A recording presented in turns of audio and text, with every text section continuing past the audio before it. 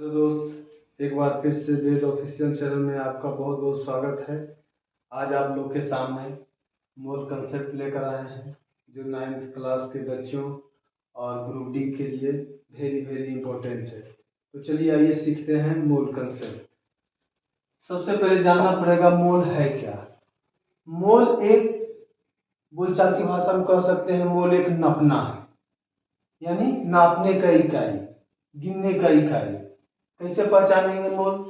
तो जब कोई पदार्थ होगा, इस पदार्थ में अगर कणों की संख्या, मान लीजिए कण है, इस पदार्थ का ये कण है, कणों की ये संख्या अगर 6.022 इंटू 10⁻23 कण है तो हम कह सकते हैं इस संख्या को एक मोल कण है।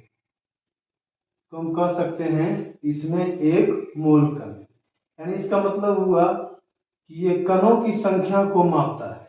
अगर कणों की संख्या बहुत ज्यादा अनंत के रूप में रहेगा तो इसको मापने के लिए मोल का उपयोग करते हैं। ज्यादातर यह केमिस्ट्री में प्रयोग होता है, इसमें होता है तो मोलिक्यूल्स, एटम, आयन्स, इसमें ज्यादातर मोलिक्यूल्स, एटम और आयन रहता है। मोलिक्यूल्स का मतलब हो गया अणु, एटम का मतलब हो गया परमाणु और आयन का मतलब आयन। यानी ये सब की संख्या जब 6.022 इंटू 10⁻23 रहेगा तो हम कहेंगे कि इतना अणु है। अगर परमाणु रहेगा तो कहेंगे कि एक मोल परमाणु है। अगर आयन रहेगा तो कहेंगे एक मोल आयन है।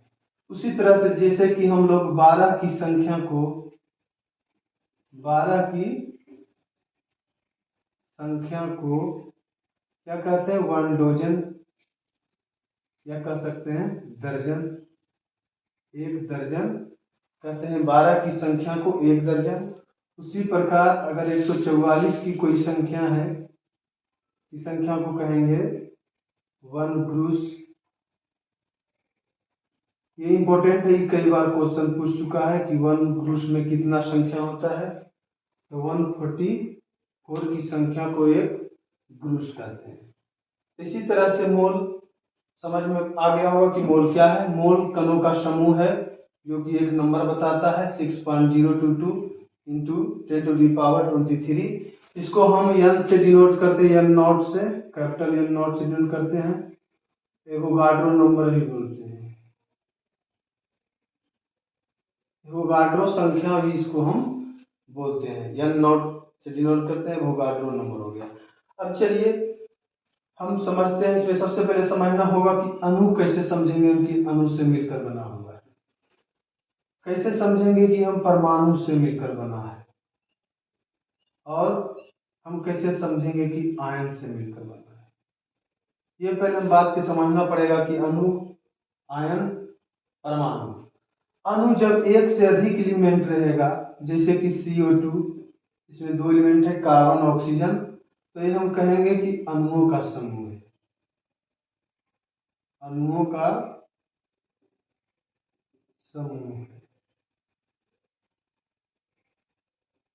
The collection of molecules.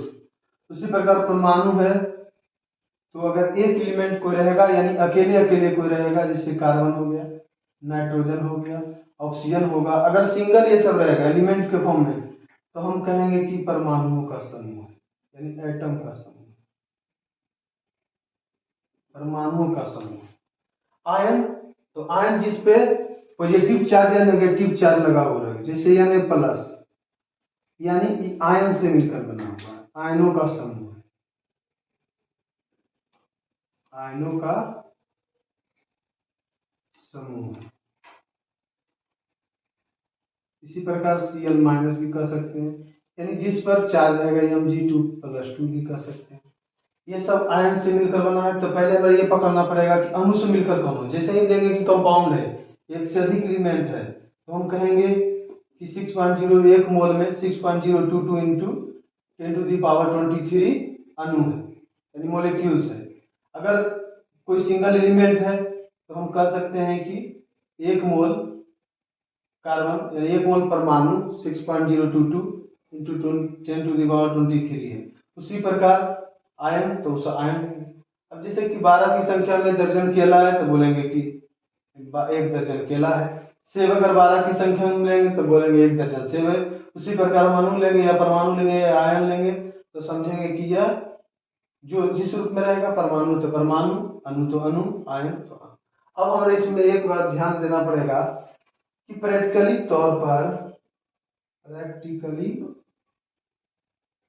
तौर पर यह देखा गया कि कार्बन 12 क्या है, तो कार्बन का समस्थानिक कार्बन 12 है, कार्बन 14 है। लेकिन कार्बन 14 को नहीं लेके कार्बन 12 को प्रायोगिक तौर पर यानी वैज्ञानिकों ने देखा कि कार्बन 12 के जब हम 12 ग्राम लेते हैं तो उसमें 6.022 इंटू 10⁻23 परमाणु है। तो ये भाई किसमें है, तो कार्बन 12 में है। तो कार्बन के आगे क्या है, कुछ नहीं तो 1 है। उसी तरह से निष्कर्ष निकाला गया कि 1 मोल कार्बन 12 में 12 ग्राम इसका होता है, एटॉमिक मास 12 ग्राम बराबर 6.022 इंटू 10⁻23 परमाणु, या हम कह सकते हैं एटम। उसी प्रकार एक एलिमेंट हो गया। उसी प्रकार देखा गया कि अगर 1 मोल हम कार्बन डाइऑक्साइड लेते हैं तो इसमें कितना, तो इसका मोलिक्यूलर वेट निकालना पड़ेगा। कार्बन का मोलिक्यूलर वेट कितना है, लिख दिए हैं 12, ऑक्सीजन का 16, यानी 2 परमाणु है ऑक्सीजन का, तो 16 दूनी 32, यानी हम कह सकते हैं 44 ग्राम।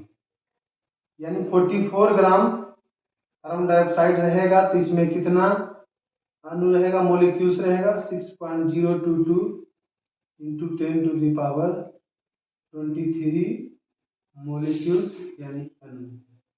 इसको हम अणु बोल देंगे इतना की संख्या को, क्या है ये कंपाउंड है, यौगिक है, तो अणुओं का समूह है। उसी तरह से अगर हम बोल देंगे कि 1 मोल Na प्लस है तो इसमें कितना होगा, तो Na प्लस का आयन रहे, इसलिए समझना है कि इसका मोलिक्यूलर वेट घट जाएगा, मोलिक्यूलर वेट सेम रहेगा जितना इसका रहता है। कितना हो गया इसका, तो 23 ग्राम बराबर हम कहेंगे 6.022 इंटू 10⁻23, यहाँ पर हो गया आयन लिख देंगे। अब देखिए इसी से पूरा न्यूमेरिकल जो है हमें बन जाना है।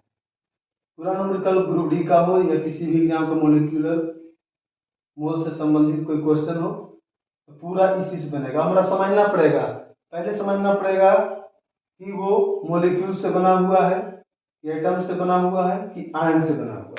अब इसी में क्वेश्चन देखिए क्या पूछेगा, पूछ देगा 2 मोल कार्बन में कितना ग्राम होगा, तो 2 से गुना कर देंगे। 2 मोल में इससे 2 ग्राम होगा, इससे 2 से भी गुना होगा।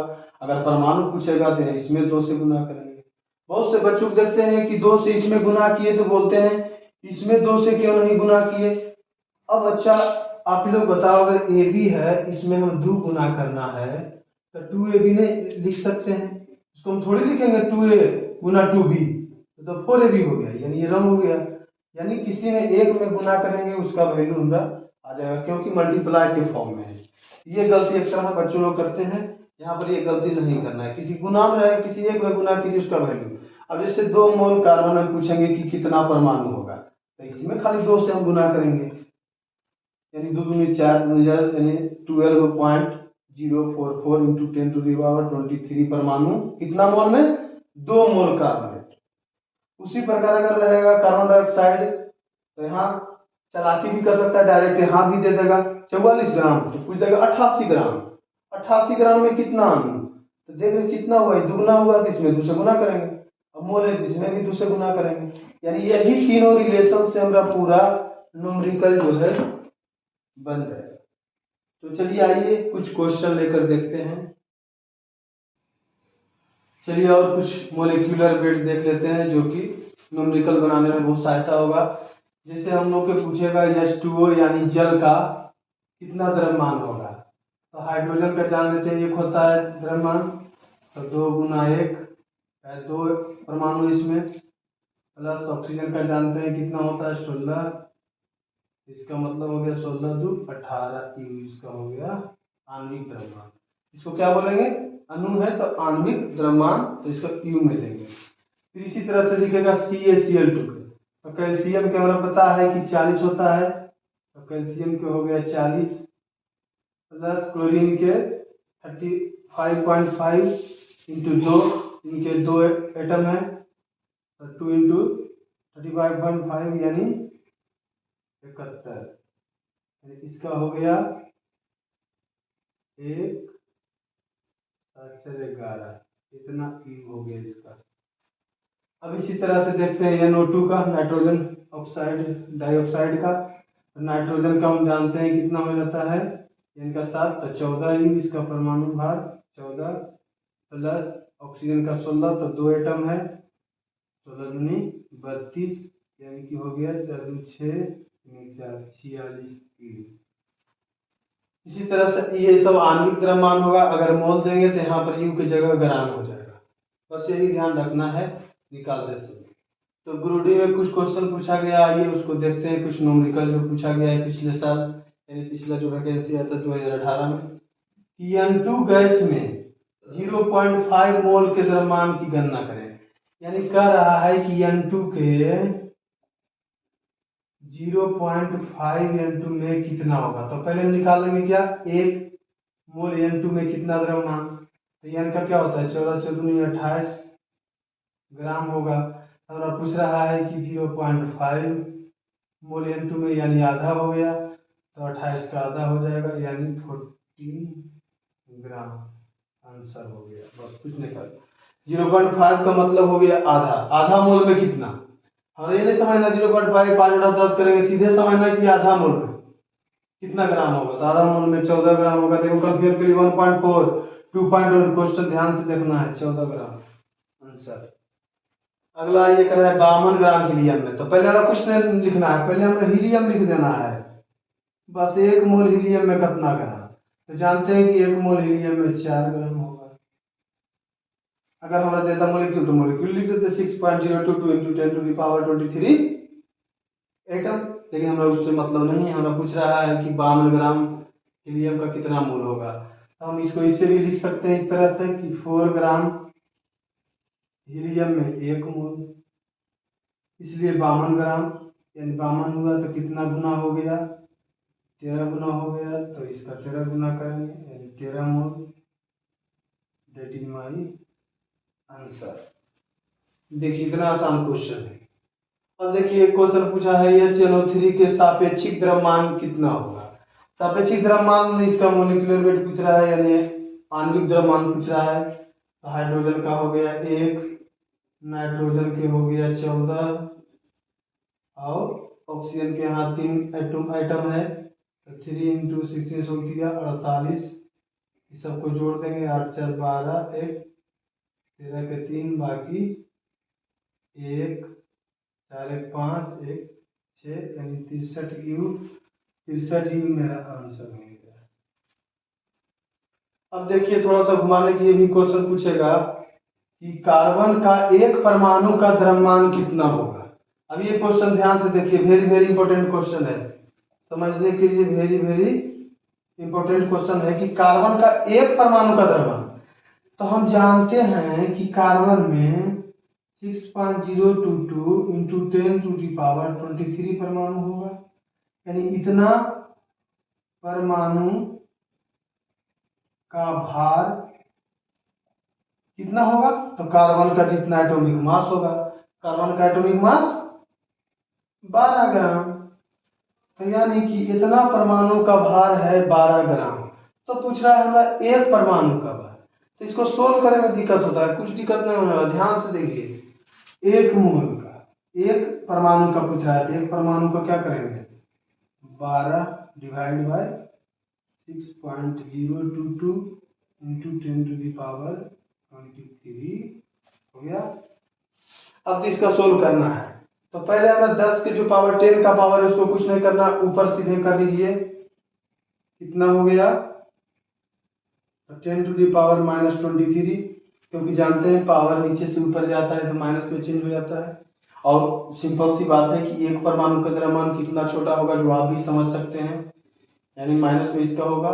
यहाँ पर से परमाणु इसका ग्राम लगा देते हैं कितना ग्राम। अब जो है ये दोनों का हम भागा दे देंगे। अब हमें देना है भागा 6.022212। क्या करेंगे, इतना पूरा हमारा नहीं एकदम पॉइंट में निकालना है, लगभग मान इसका निकाल देना है। यानी 6 दूनी कितना हो रहा है 12, 6 दूनी 12 यानी 2 से कुछ कम, यानी हम कह सकते हैं कि 2 इंटू 10 टू दी पावर इतना ग्राम। लगभग मार लगभग इसलिए दिए क्योंकि यहाँ 6.022 है और कुछ कम होगा 2 से, यानी 1.97 के लगभग होगा, इसलिए इतना लगभग इतना ग्राम इसका भार होगा। ऑप्शन में उतना नहीं देगा, डायरेक्ट देखना क्षेत्र बारे कितना लगभग ऑप्शन देख के टिक मारना है। तो चलिए मिलते हैं फिर अगले वीडियो में। लाइक करें, शेयर एंड सब्सक्राइब करें। Thank you. जय हिंद।